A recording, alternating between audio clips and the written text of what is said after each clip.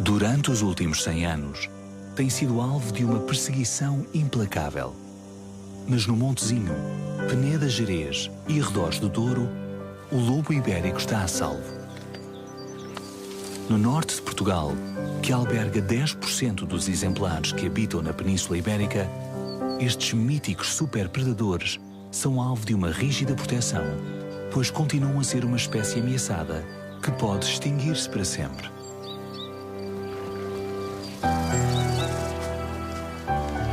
No lobo cinnatus, assim chamado devido às manchas negras nas patas anteriores, predominam os tons castanhos, a sela, uma capa escura no dorso e as manchas brancas ou bigodes nos lábios inferiores.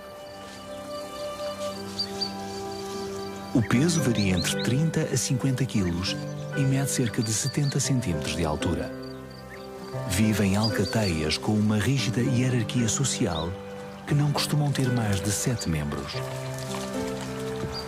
Os exemplares que ocupam a posição hierárquica mais alta, o casal reprodutor, são os alfa. Os seguintes são os beta e os de estatuto mais baixo são os ômega.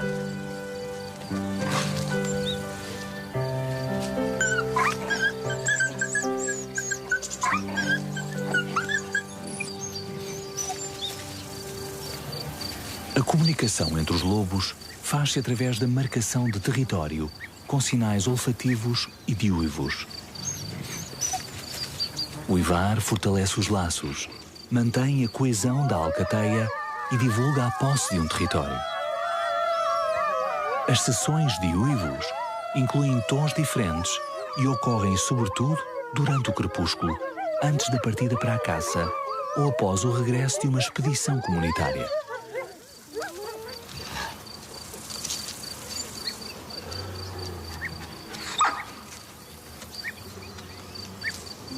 Este é um território muito amplo para um rei de carne e osso, pois apesar de ser certo que o lobo ainda existe, é tremendamente difícil encontrá-lo. Só entre sombras temos a oportunidade de observá-lo de perto. E quando a noite cai, surge um momento alto, o feroz banquete dos senhores da noite.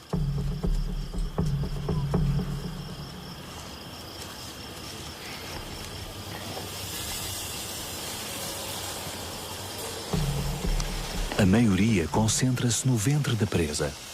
Um outro ataca o pescoço. Um violento frenesi agita a calma noturna. Apesar de o espetáculo parecer anárquico, estes sanguinários festins estão totalmente regulados. A distribuição da pitança realiza-se de maneira a que sejam os lobos hierarquicamente superiores a saciarem primeiro o seu apetite. Algo lógico, pois a sobrevivência da alcateia depende dos membros dominantes.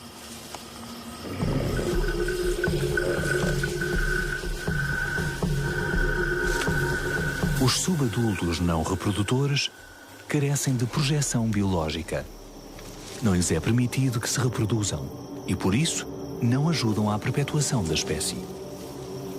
É como se não tivessem direito a beneficiar dos troféus de caça, apesar de ajudarem e participarem nas batidas. Serão, pois, os últimos a aceder ao alimento. E o macho alfa, o grande líder, encarregar-se-á de mantê-los à distância.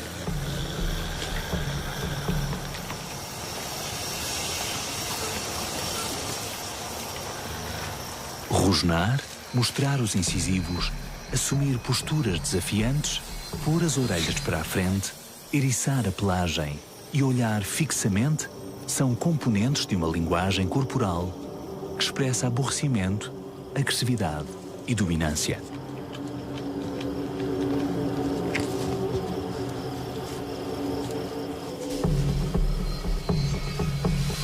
Apesar de o coelho e outros pequenos mamíferos superarem atualmente em Portugal os grandes herbívoros, como o corso e os veados, na percentagem dietética dos lobos, capturar um veado é um grande acontecimento para a alcateia. Estes impulsos predadores fracassam muitas vezes nas suas caçadas, pois apenas 8 de cada 100 ataques a grandes cervídeos culminam com êxito. E normalmente, os alvos são juvenis, exemplares com alguma clara incapacidade física ou fêmeas prenhas, tudo presas fáceis de capturar.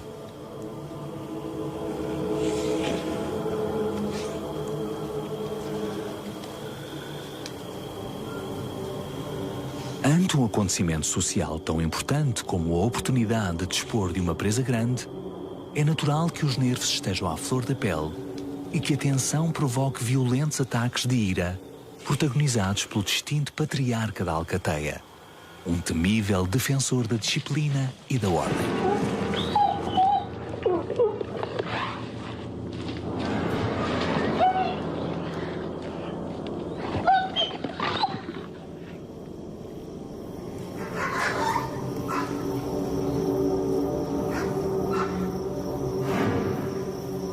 Provocações contínuas, desafios permanentes, defesa contra invasões do território que rodeia a carcaça semi-devorada, intransigência paciente e confrontos brutais representam a base do impositivo esquema comportamental quando o festim é suculento. Uma rivalidade constante que pode durar muitas horas, toda a noite inclusive. Uma longa noite em claro que deixará praticamente extenuado e sem fôlego o guardião protetor da alcateia, um macho viril que só permitirá a aproximação pacífica de uma fêmea dócil.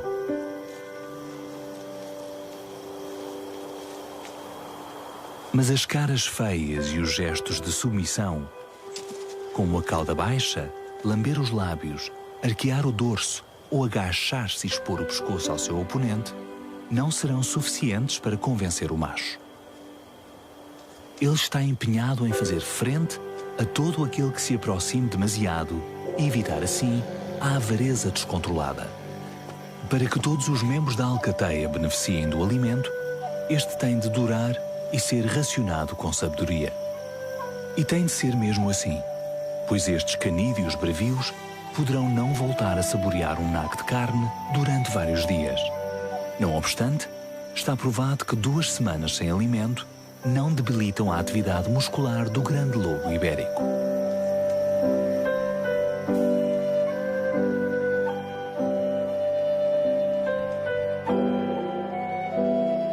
Os índios diziam que o lobo jamais desapareceria do mundo, pois é o guardião dos bosques.